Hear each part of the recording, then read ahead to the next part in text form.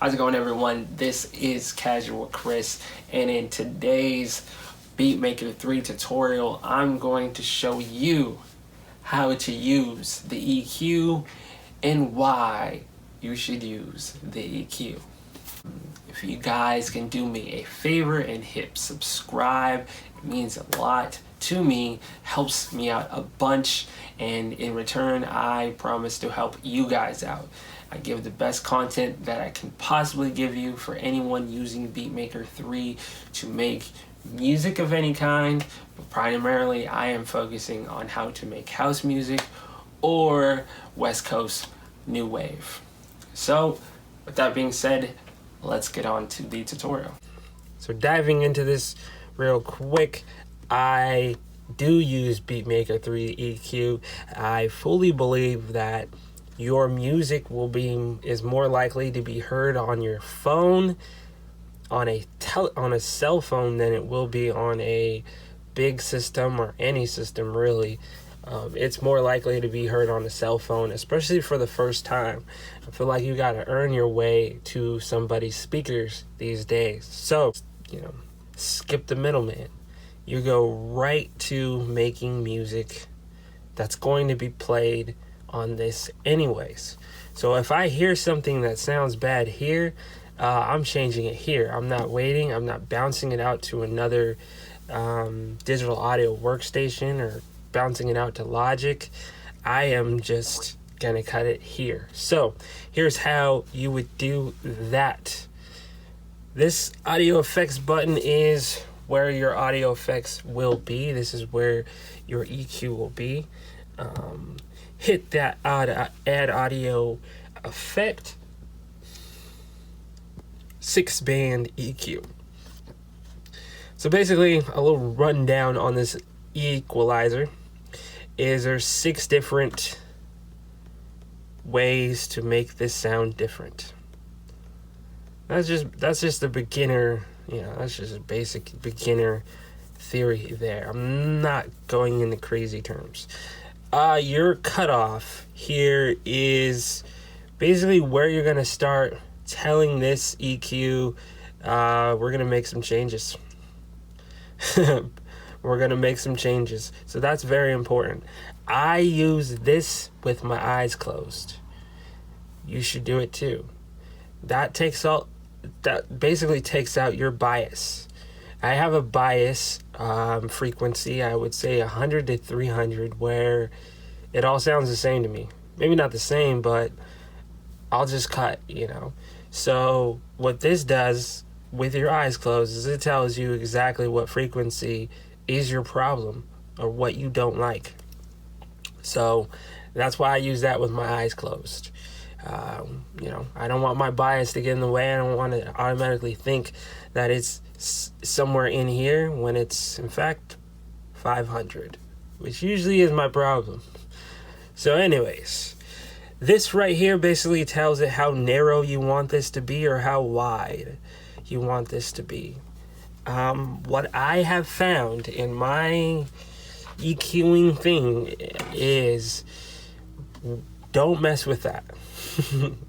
Once you have that set, this is the first thing you touch, but once you have that set, once you start playing with it or narrowing it or anything like that, it tends to change the entire sound, or it tends to change the objective at which you decided that this is what you wanted to cut. You second guessed yourself, and now maybe that frequency that needed to be rounded a little bit is now just bursting through because you narrowed it, because you made it smaller, because you told it less, So that's my tip for you. Again, go do what works best for you. But what I found is my habit of locking in the cutoff with my eyes closed and then getting ready to drop the game. But before I do, I touch this and, I don't know. It just doesn't, I don't know. So that's my little nugget for you. I don't know. So the way I like to use this EQ to find frequencies I don't like is to boost this all the way. One of the advantages you have of doing it here as opposed to any other speakers is you're not going to blow out your eardrums on your cell phone or your iPad. You might blow out this speaker. Those chances, it just depends, but you're not going to blow out your eardrums, and that is important. And this is where people are going to hear your song. So once you have that, I like to narrow this to all the way to the point where it's just narrow. Or if, I'll do this with my eyes closed too, but the thing is to not touch it once I lock it in. Once I get ready to drop it, that's it.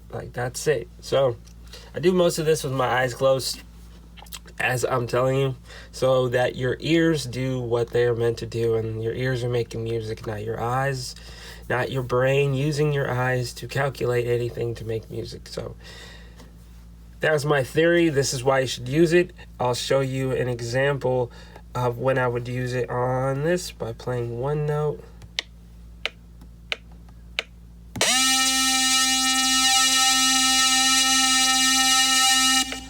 Cool. So, got the one note in there. Let me turn this off. So now what I would do is, if I'm going through and I just can't, it doesn't sound good, there's something that's just too loud, this is what I'm going to do. I'm going to find out where it is. So play it. Make sure you turn that up full blast. You might want to turn down your iPad a little bit so it's not, going to blow out your speakers searching for what you're trying to find. Close your eyes and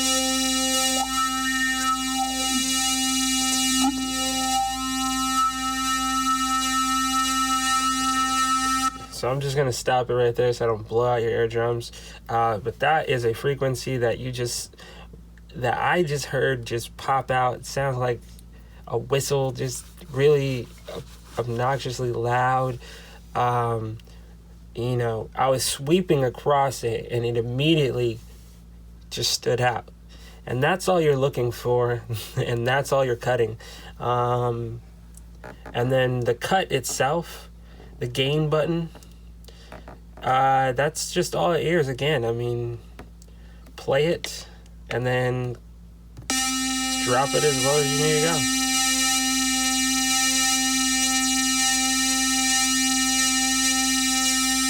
Sounds fine to me. I just dropped it all the way, and I know that frequency is no longer going to blow anybody's eardrums out.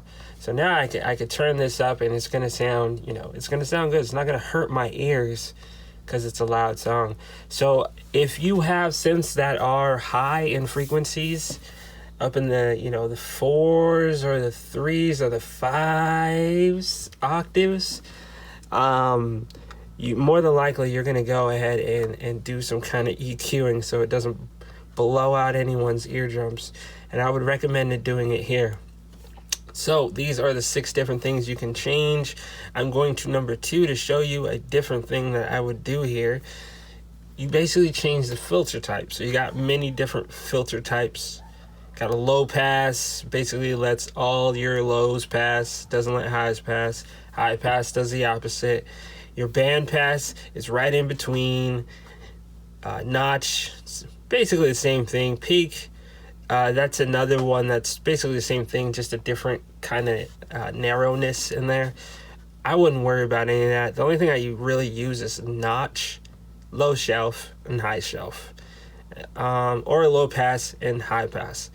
Now, the low shelf is good or the high shelf is what I've been trying to use a lot more instead of the high cut, because the high cut's going to take everything out. It's just going to take the whole thing out.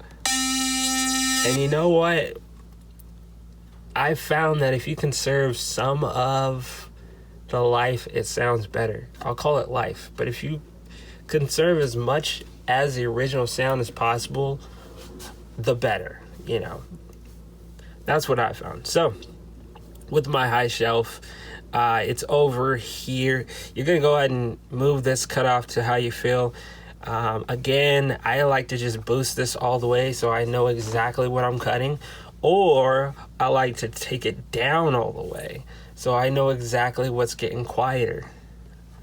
I kind of use the quieter tip more in the highs, when I'm cutting highs, just so I know exactly.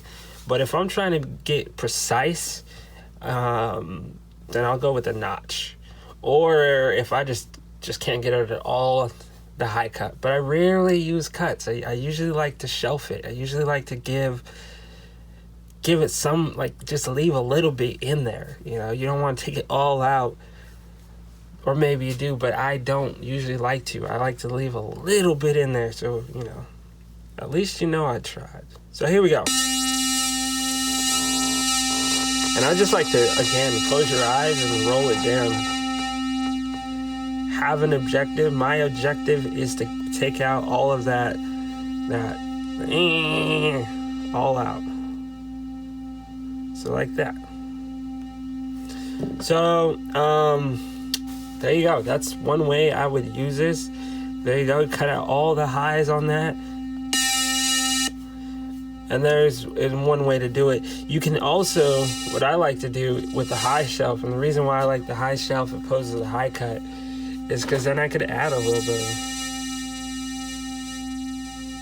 just a little bit of buzz.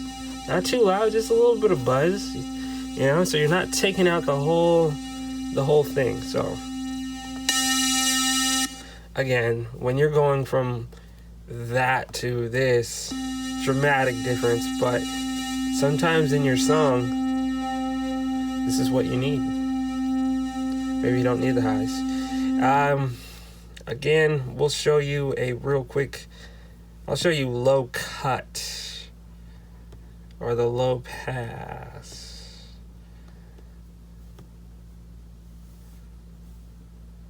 So there we go.